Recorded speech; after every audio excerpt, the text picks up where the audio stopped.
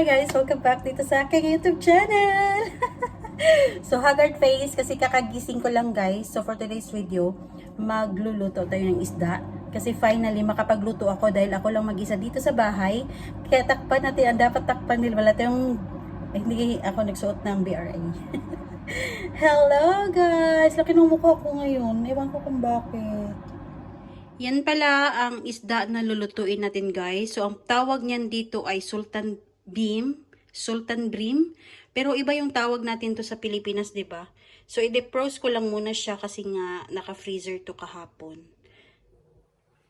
Hi guys! Luto na tayo ng isda natin guys kasi gutom na yung ating bitok-bitok guys ba. Ito pala yung isda ko guys, oh. Malinis na to. Ay! Wow! Malinis na guys. Pero malinis naman dito yung zinc. Okay lang yan. Malinis itong zinc namin guys. Kasi yung zinc namin, araw-araw ko namin nililisan.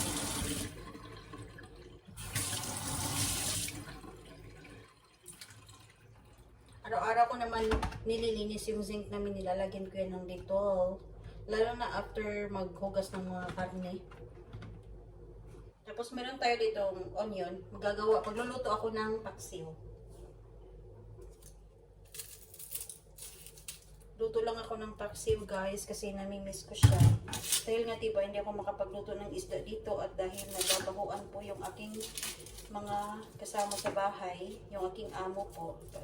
Yung lalaki wala akong problema kasi kumakain yun ng seafood. Pero pili lang.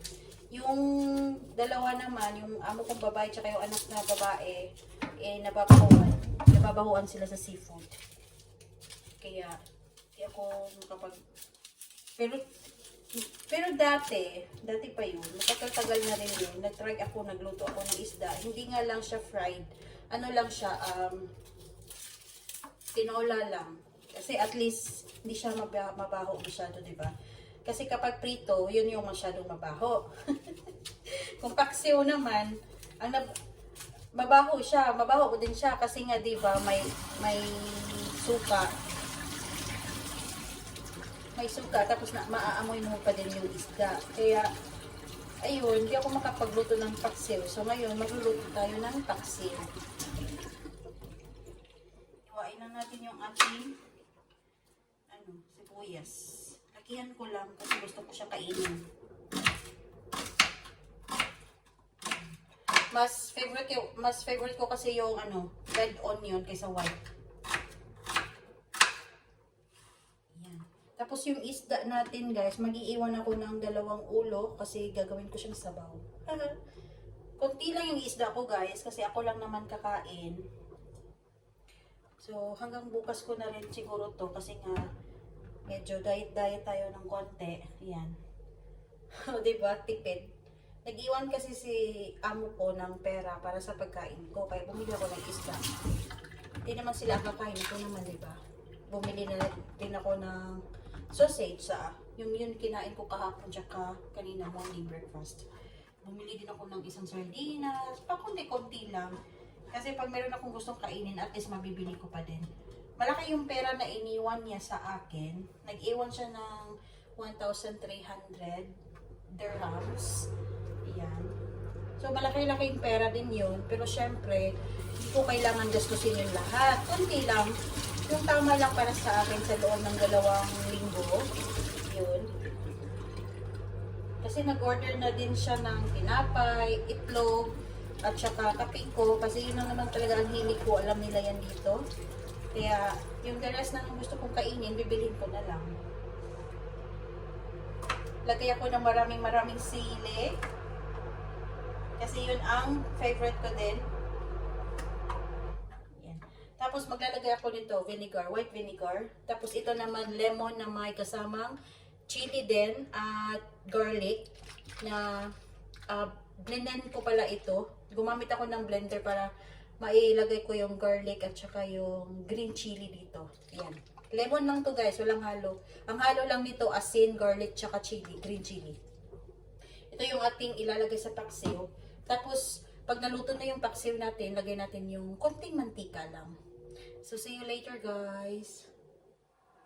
So, ito na yung isda, guys. Nilagyan ko siya ng garlic, green chili, bawang, tapos sibuyas, at asin. Nag-add na din ako ng bay leaves, tapos black pepper para mas mabango yung ating paksiw.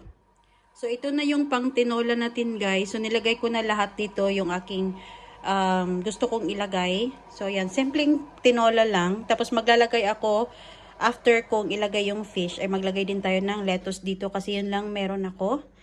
At ito na yung ating paksiw.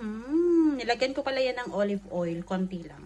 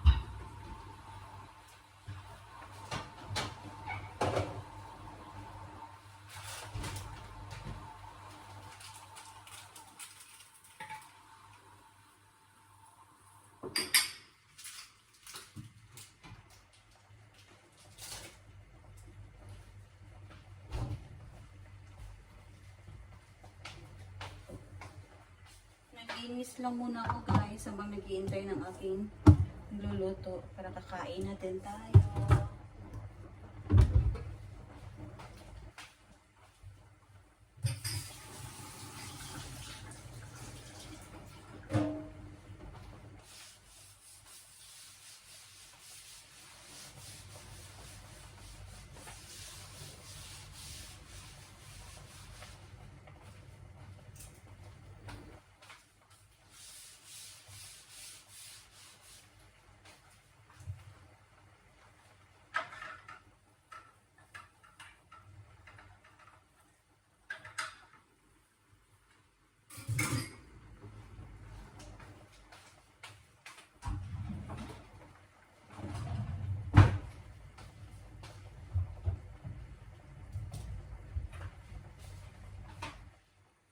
So, ito na yung ating tinola. Yan. Ayokong masira yung isda. Dalawang ulo ng isda lang yan, guys. Tignan natin. Madaming sabaw yan kasi mahilig ako sa sabaw. Konting asin lang. Lagyan natin ng konting asin. Malayan salt pa din yung aking gamit. Yan. Tapos, after nyan, luto na yan, guys. Kakain na din tayo. Grabe kainit sa gawas, guys. Ang isaguluntan ako sa tinola ko is yung dahon ng kamote. Sobrang init naman kasi. Tapos, pangit na siya kasi nga sa sobrang init din. Kaya di ko na yan kinuha. Mag-move out na kami soon. After 1 month, siguro. Aalis na kami sa bahay na to. 4 years din kami dito.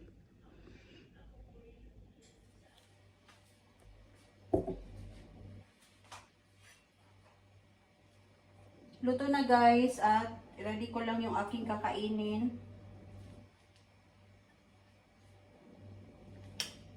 Rice for more. This is my first rice for today meal. Eh.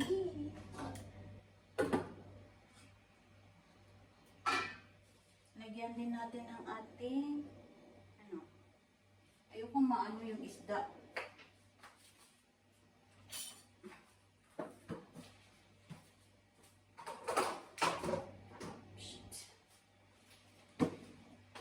Vlog for more.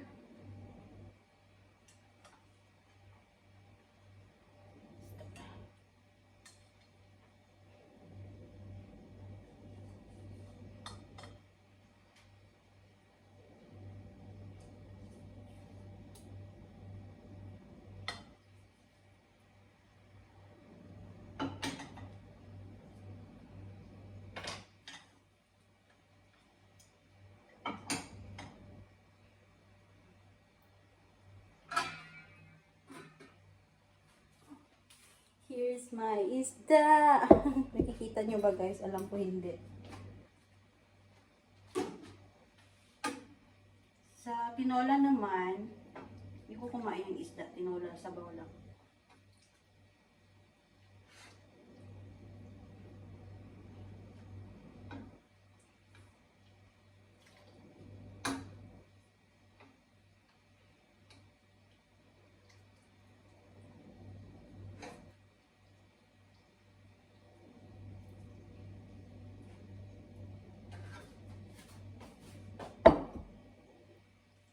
O, diba? Gusto ko kasi yung may sabaw, guys. Yan. Sabaw, sabaw is life.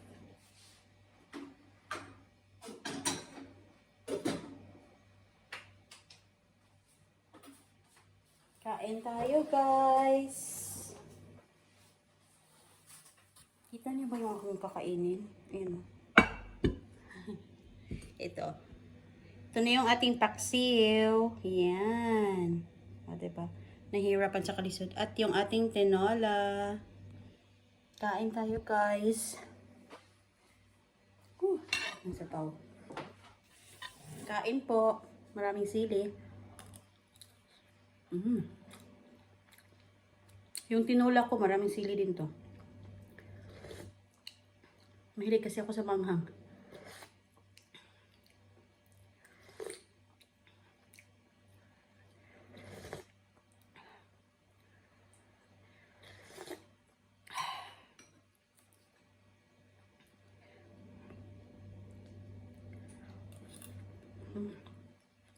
Kain tayo.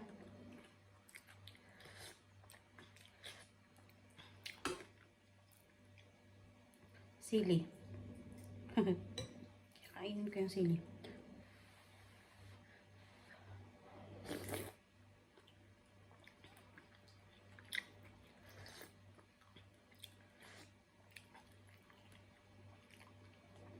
Mas madaming sabaw, madaming ulam, konting kanin, mas okay yun.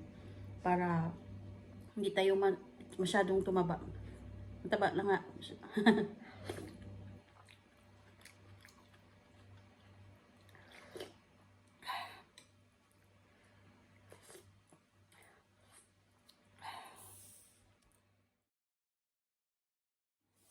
So, ayun na nga guys, kakain lang ako, tapos after nito wala na.